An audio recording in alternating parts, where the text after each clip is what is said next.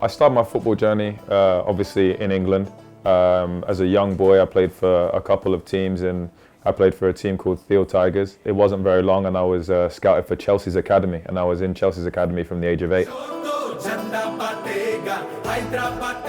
It's just something about having the ball at your feet. I can't really explain it. It was one of those things. My dad gave it to me when I was young to just keep me entertained, and probably to stop annoying him, jumping all over him, just in the garden. I just fell in love with it, and it just kind of went on from there. My dad, there's no one, he's irreplaceable for me. He's been there for every high, every low. He didn't miss one of my games, friendly game, professional game, or anything until I think I was 21 years old. So he's traveled to every different country to see me play in different tournaments. A lot of the times told me how bad I was playing, but you know, he was there. He's irreplaceable. It's one of those things that I didn't really want to play as a forward, honestly. You know, I would still say my best position is midfield, central midfield, attacking midfield. But you know, being one of the faster boys growing up, you always kind of got thrown into those forward positions. So I managed to score a few goals in those kind of positions, and people just kind of kept me there. So it's kind of where I've stayed. I played for England under 17s till under 20s. It was more of a feeling that I deserved to be there because I felt that I was one of the better players in the whole country. But actually playing for Jamaica, which is where my family are from, walking out the tunnel, the national anthem, my parents up in the stands, it was one of those moments that you actually catch a tear. So that's a moment that will never ever pass me in my memories. My goal in the Premier League was against Newcastle. Again, it was a moment I'm not ever going to forget. Whoever forgets their first Premier League goal. And I can't remember who laid it across to me, but it came at me at the edge of the box.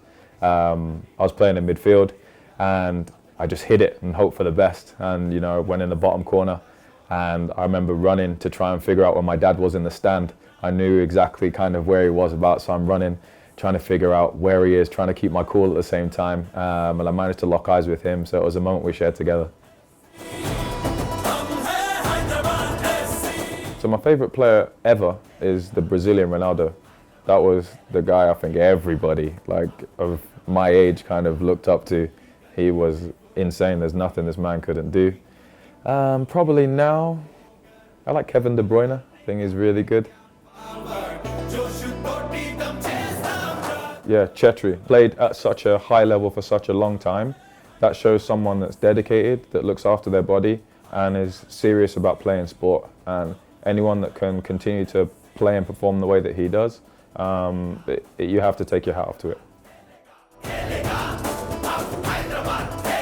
My relationship with Phil is something that is, again, I keep saying this word, very special, because he gave me my first opportunity in football. He was very hard on me as a kid. You know, I think when I first met Phil, I was 16 years old, 15, 16 years old. But he'd have me training down with the first team at that young age. He's seen the potential.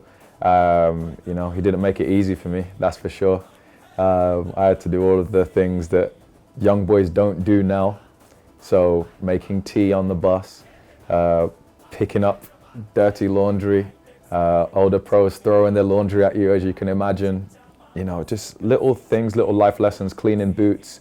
I'd be training and playing with the first team, and you know, when it was a day off, he'd make me go and train with the reserves or back with the academy, just to keep me level, keep me grounded. So yeah, and as I said, that was 2004, 2005. It's nearly 2020 now, you know, so it's a long time. So that was the first time I've ever met a Bollywood star. You know, so it was crazy for me, and he was such a great guy, full of personality.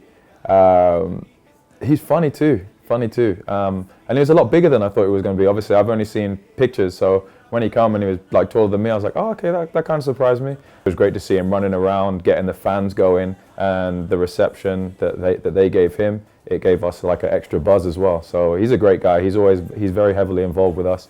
So yeah, he comes to all the games. He's always got some good stuff to say, so good guy.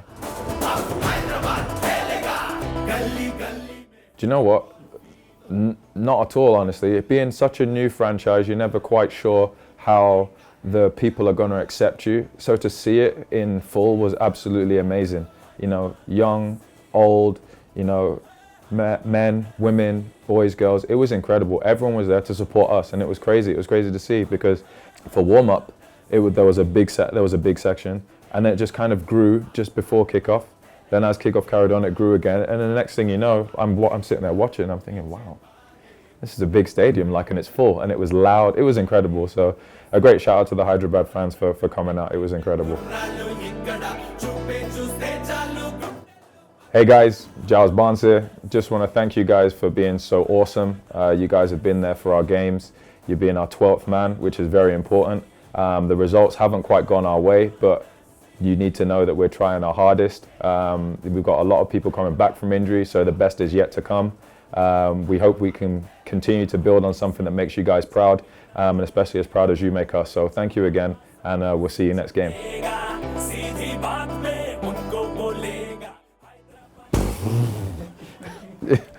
Me? You heard it was me that plays the most pranks? Man, I've not even begun yet, so that's funny. I mean, yeah, it's probably me. That's just how I am. I like to have laughs every day. I think it's important to laugh and to enjoy your place of work, you know. So, yeah. My mum's cooking. That's one of those things you just can't ever, no matter where you go, any country, wherever you want to go in the world, you go to Mars, you're not going to find anything that I think compared to my mum's cooking. I like to box in the off season. I like doing crosswords. So I guess that, yeah. I think the key to any young player is you have to enjoy it. Once you stop enjoying it, you're not going to learn, you're not going to grow. If you don't enjoy going to training every single day, you're not going to absorb any information that anyone gives to you. It's like any job, anything in the world. You have to enjoy what you do. Up Hyderabad F.C.